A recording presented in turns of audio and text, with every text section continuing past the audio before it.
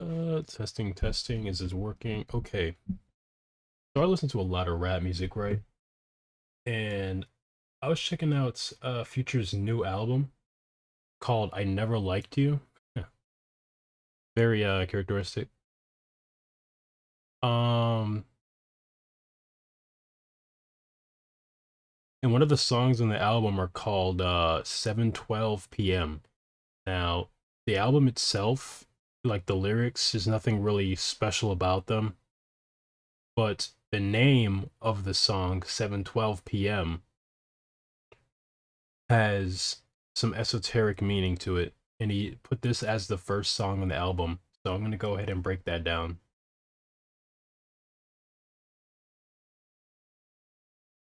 Now, if we look at the etymology or like the meaning of what P means, just bring this over to the side here.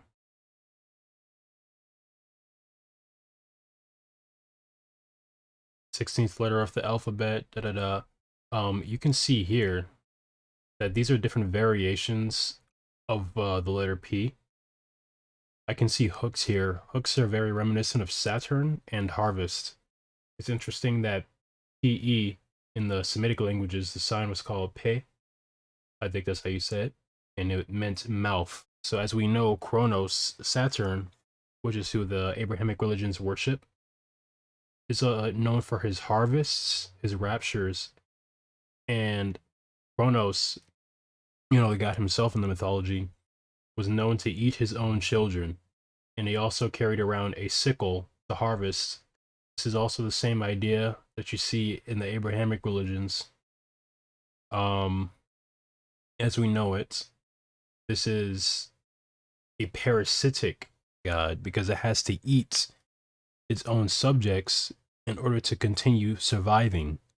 Anything in this reality that has to eat another thing is inherently parasitic. We are also parasitic. The only way that we escape the parasitic characteristics of this realm is by getting out of the realm. That's my hypothesis, anyways. So yeah, P itself means mouth. That is the P in the name of the song 12 PM.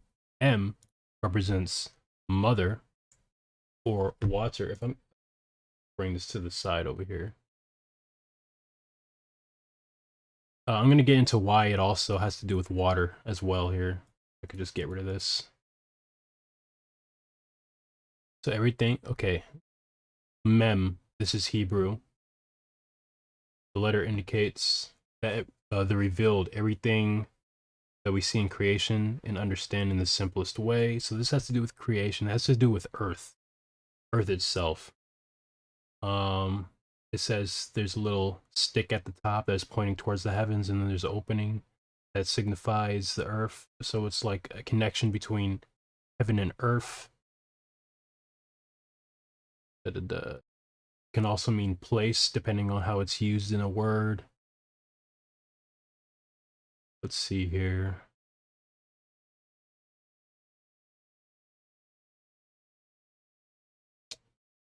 First of all existence and the truth behind it. The middle of the word is the letter mem, which connects between the different worlds of creation. Worlds of creation we're talking about here. And one of the worlds of creation is Earth. Earth is a created world.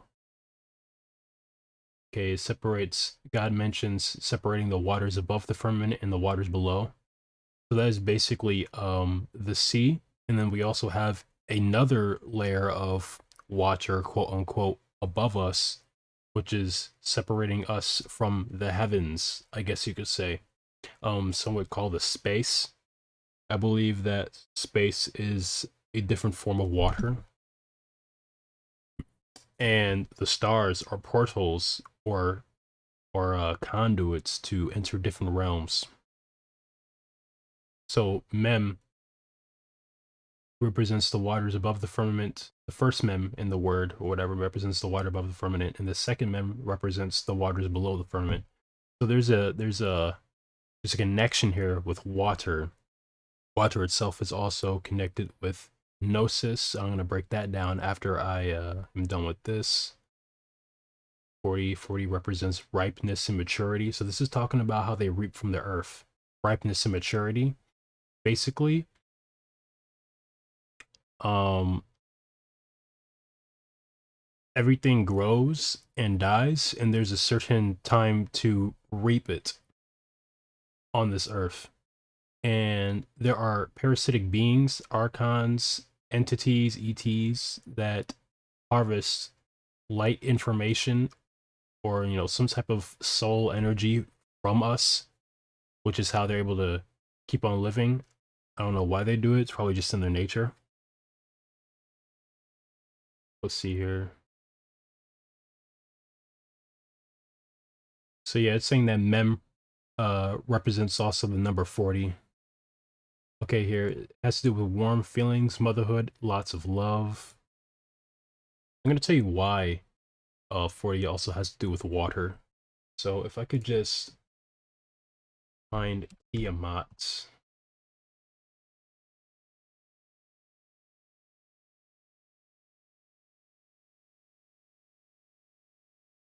All right, here we go.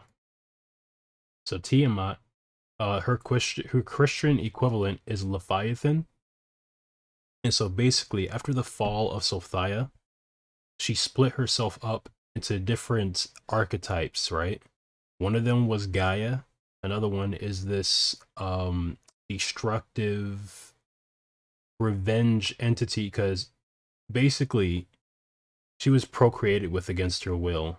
I'm not going to say the R word, but we know what happened in the mythologies. Basically, a bunch of different gods had their way with her.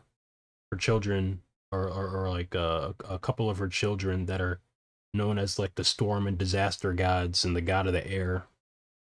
You probably already know which ones I'm talking about, like uh, Kronos, Oranos, beings like that are basically worshipped highly in the Abrahamic religions. They're responsible for the creation of Leviathan because basically this is a sea serpent in mythology, and sea can mean either waters above or waters below.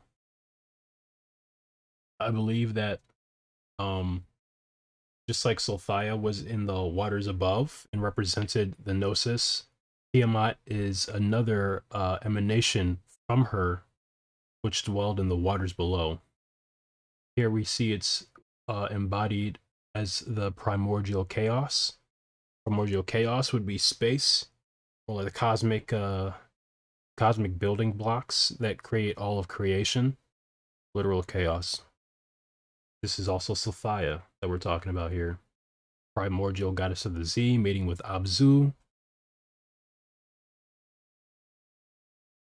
I actually didn't look into Abzu much. I will later.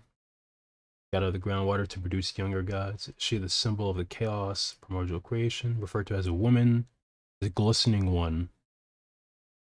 Such as this, there are two parts to Tiamat mythos. And the first Tiamat is a creator goddess to a sacred marriage between different waters, peacefully creating the cosmos through successive generations. In the second Chaos Kampf, Tiamat is considered the monstrous embodiment of primordial chaos. So basically, why she turned from this archetype of a loving mother to a destructive destructive goddess is because this is her revenge arc against the air gods, which air is just like a different density of the waters above. It's a different version. Let's see here. In the Enuma Elish, the Babylonian epic of creation, she gives birth to the first generation of deities, her husband Apsu, correctly assuming that they are planning to kill him and usurp his throne. Later makes war upon them and is killed. So basically, this is the overthrowing of Oranos, I believe, if I know who Apsu is. If it's not Oranos, it's the overthrowing of Kronos. Either or. She is then slain by Enki's son. Who's the sun? Oh, the storm god Marduk. So I'm pretty sure Marduk is Saturn Kronos in this because he is one of the storm gods, and the other storm god is like Zeus, Jupiter, or whatever his his counter, or like, you know, the similar name is for this mythology. Not before she had brought forth the monsters of the Mesopotamian pantheon. So this is where you get the dragons that cause a lot of issues, or not the dragons, but like the monsters that cause a lot of issues in the Greek stories, including the first dragons whose bodies she filled with poison instead of blood. Marduk then forms the heavens and the earth from her divided body. You know what's crazy? How science is using snake poison for revolutionary medicines. Isn't that crazy? And how the snake is also, you know, the two snakes wrapping around the caduceus. It's used in pharmakeia, literally like the symbol. Let me look up caduceus real quick.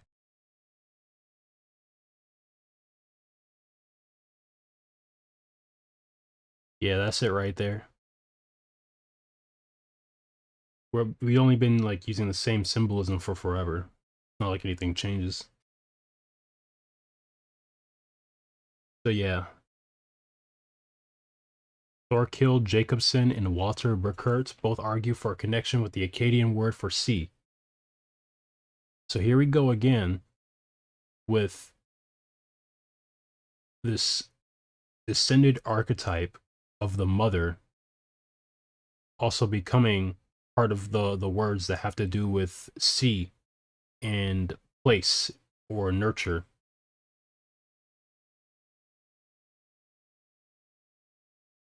Close association. Oh wow, look. Here we go again. When above the heavens did not yet exist nor the earth below, Apsu, the subterranean ocean, was there, the first, the begetter, and Tiamat, the overground sea. So Tiamat is the overground sea. I wonder where we got the idea that Leviathan is underwater. Maybe that has to do with her fall. I think that's it. It is thought that female deities are older than male ones. Mesopotamia and Tiamat may have begun as part of the cult of Namu, a female principle of watery creative force with equally strong connections to the underworld, which predates the appearance of Ea Enki. Sounds about right. Sounds about right. So we've got the P and the M in the song. Now let's talk about 7 and 12. 7 and 12 here. So I'm going to look up 7 heavenly bodies.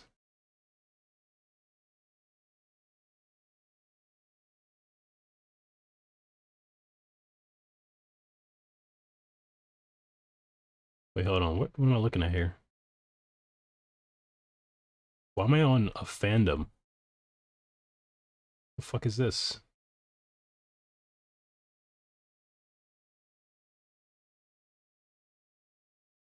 Let me get out of here.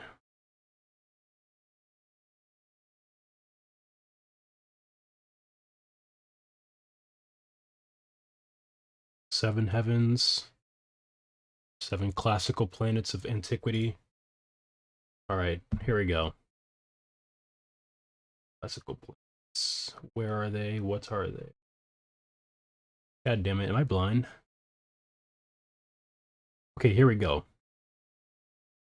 So, first we have the moon and the sun. These are opposites. Then we have Mars and Venus.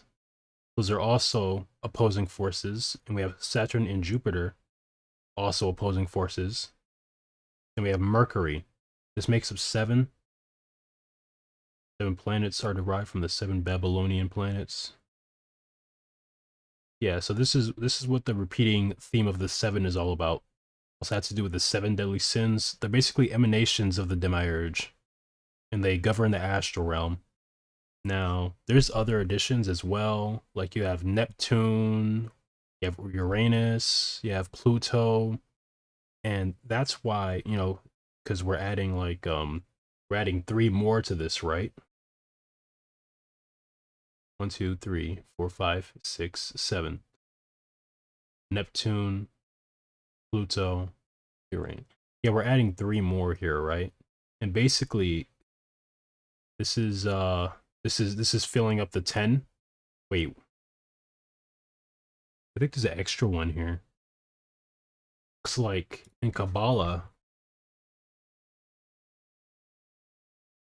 Oh wait, I'm gonna have to see here, because then that would make it 11. Maybe maybe there's a newer one or something. Yeah, Malkuth is basically the Earth. This is the Sun. All of these are other planets. I have to figure out where the extra planet comes in. If one of these is Earth, then there's one that's left out. Maybe it's Pluto. I'm not sure about that. I have to do some research.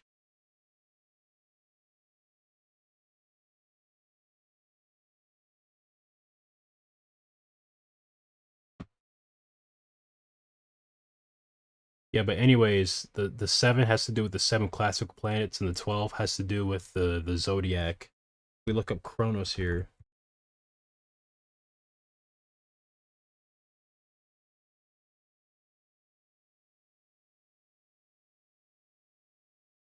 His symbols are the scythe and the zodiac wheel. The scythe has to do with the harvest of the crops, aka our souls. And the zodiac wheel has to do with his 12 different emanations. Oh, like a sine curve. Interesting.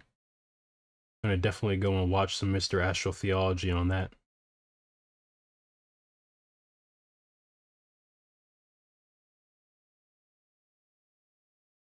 So when it talks about the 7 and the 12, they're talking about the 7 archetypes or the 7 classical planets and mythologies.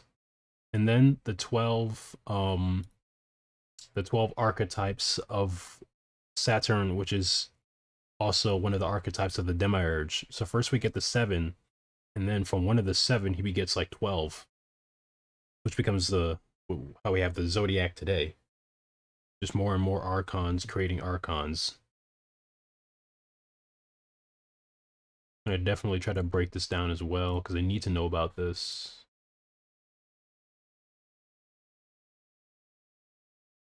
Archangels and planets of the Kabbalah.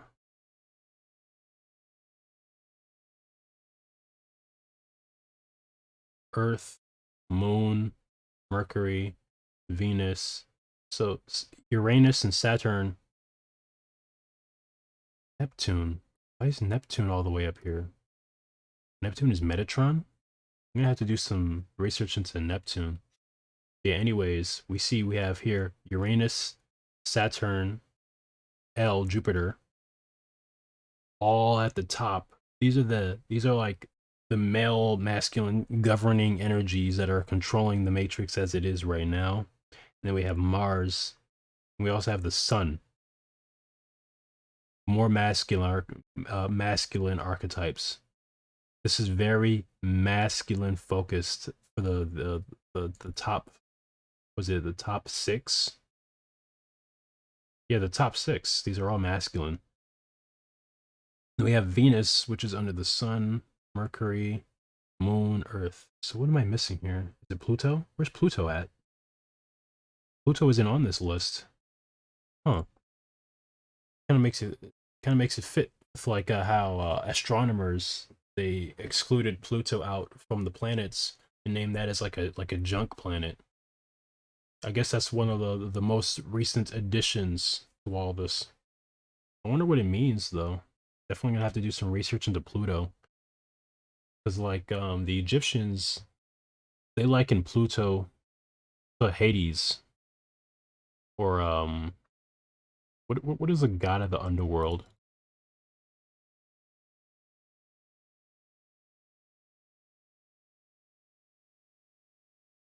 Pluto Egyptian counterpart. Doesn't say it right here. Osiris. Why would they get rid of Osiris? That's interesting. Maybe it got absorbed into different archetypes that we see in the Kabbalah.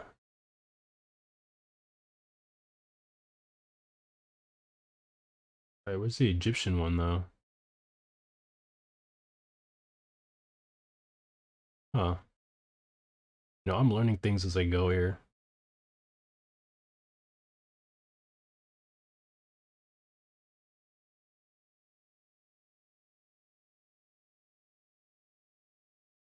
Where do you fit here? Sometimes known as the chthonic Zeus, or at least having functions or significance equivalent to that of Zeus, but pertaining to the earth or underworld. Oh, that's why.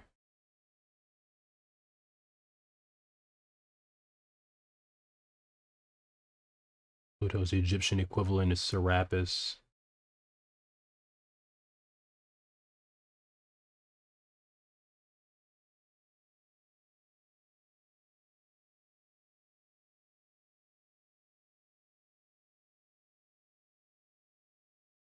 I think this is where we're getting like our ideas of heaven and hell. We have Zeus and Hades, which are both, you know, two sides of the same coin, helping to perpetuate duality.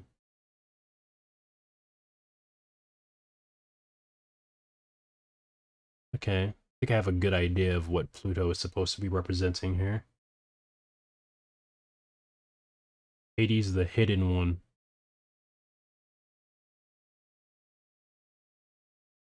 The hidden one, it says. You know, it's absolutely hidden from the Kabbalah, so I can believe it. I'm not part of it. Or it might be within a Zeus. I don't know which one of these is supposed to represent Zeus. I'm gonna have to learn that later on. I think that this one right here is Mars. And then we have the sun. Which one of these? Yeah, I'll learn that later. Oh, it's right here.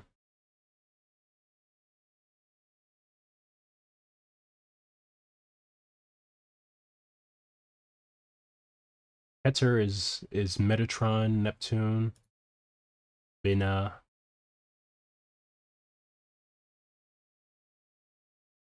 what Binah, Saturn, Chesed, Jupiter. Then what's the next one? Gibora, Mars. That makes sense. Then we have the sun. Okay. 7 is Venus. Okay, so that one's Venus. And then 8 is Hod. What is Hod? Mercury. Let's see. Yesod. This is Moon. And then we have Malkuth, which is the Earth. All right. So yeah, 7 is basically like, you know, the archaic astrology, and that's where, you know, that's the reason why 7 is in the title of the song 712 p.m. 12 has to do with the zodiac archetypes of Saturn, which comes from the 7 archetypes of the demiurge. P has to do with mouth, or also has to also do with power, and also be associated with thigh. It's a scale of power. Where does the power come from? From eating, which is also why P is a mouth, and in some early forms of the letter, it is a cane or 2 canes even, but it has to do with harvesting. Harvest, mouth. The mouth eats, it becomes power, thigh, energy, strength, and then M has to do with the mother, the waters, Sophia. These are the 2 dualities in the matrix, and the two have been going at war for basically since the first fall. I think there's been like 4 different falls, but you know, the first one was created the how we got the duality, and then the 7 and 12. Yep. All right, so that's 7 and 12. 7:12 p.m. Decoded. I don't know what compelled me to make this video, but I just needed to get it out because I saw like there was something hidden here. I needed to get it out. Song isn't very esoteric. Lyrics are pretty mediocre. What you expect from a rap song. Yeah, that's it. Whoever's watching this, if you made it to the end, remember to leave a like and comment if there's any other meanings I missed here. I went a little bit too far into the how the 7 is like a reduced number, how it's actually supposed to be either 9 or 10. Whether or not you want to include Earth, it would make it 9, which is why some ancient cultures, or actually I would even say as far back as the 1500s, considered the 9 the perfect number because it's included all of the planetary powers except for the Earth, like the 9 divines that you see in the video games, um, the Elder Scroll series. 9 is the perfect number. One of them was about man becoming God. That's why the 9 became the 8 in Skyrim. So it became like the 8. I wonder which one here would have to symbolize man becoming God. Maybe it's this one. Maybe it's the sun. I don't know.